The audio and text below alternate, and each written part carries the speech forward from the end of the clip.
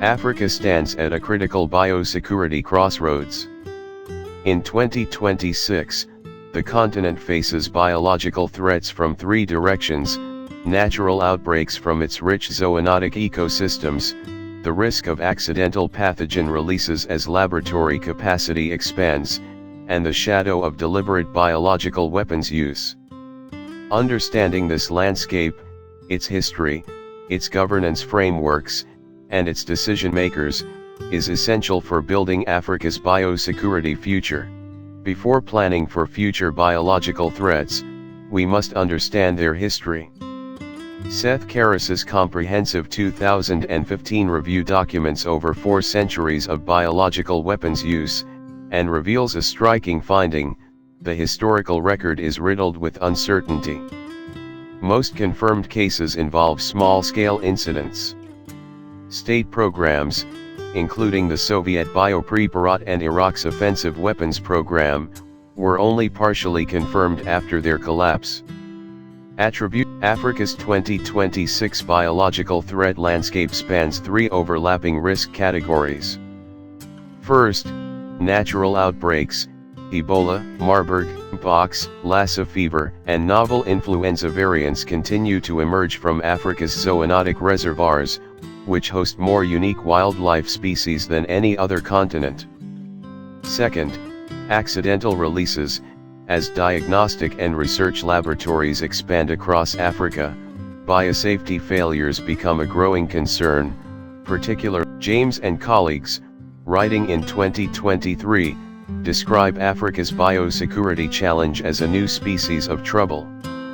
Their analysis centers on 4 linked functions that must work together: detection, early warning through integrated surveillance; identification, the diagnostic capacity to characterize a novel agent, including genomic sequencing; attribution, determining whether a release was natural, accidental, or deliberate, the hardest function of all; and consequence management. The international health regulations provide the primary legal framework for global health security.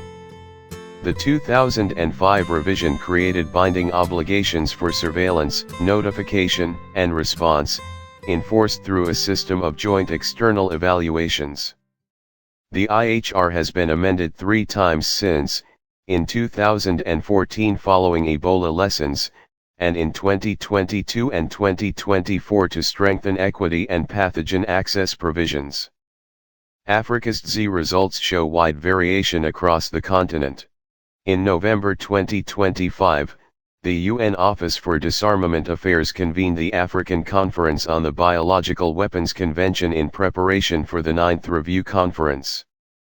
The summary report reveals Africa's emerging consensus on biosecurity governance. African delegations called for full BWC universalization across the continent, as 15 African states remain outside the convention.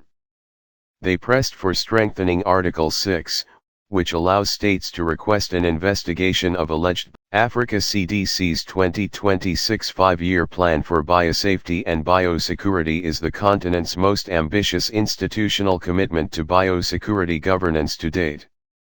The plan is organized around 5 strategic pillars. First, strengthening national biosafety frameworks and legislation, creating the legal foundation for oversight. Second, building and sustaining high-containment laboratory capacity, BSL-3 and BSL-4 facilities that can handle dangerous pathogens safely. Third, developing a trained biosecurity work. Africa's biosecurity decision-making architecture is multi-layered. At the apex, the African Union Commission sets continental policy through its Health and Humanitarian Affairs Directorate. Africa CDC, established in 2017, serves as the OAS technical health agency and leads implementation of the 2026 Biosafety Plan. The WHO Regional Office for Africa provides normative guidance and IHR implementation support from its base in Brazzaville. At the national, capacity gaps remain the central challenge across Africa's biosecurity landscape. Joint external evaluation data reveals a consistent pattern: political commitment is generally present, but technical implementation capacity lags significantly. Laboratory system capacity, the ability to detect, confirm, and characterize biological threats, is insufficient in more than 2/3 of African states. Biosafety authority infrastructure, with trained inspectors and enforcement power. Attribution, determining whether a pathogen release was natural, accidental, or deliberate, is the most technically and politically demanding function in biosecurity. James and colleagues identify 4 sequential stages required for effective attribution in Africa. Stage 1, detection through integrated surveillance, requiring functional sentinel sites and data systems. Stage 2, rapid characterization through diagnostic confirmation, genomic sequencing, and epidemiological modeling. Stage 3, Africa's biosecurity future depends on transforming political commitments into technical capabilities. The normative architecture now exists: the international health regulations, the Biological Weapons Convention, Africa CDC's 5-year plan, and regional agreements provide the frameworks. The political will is growing.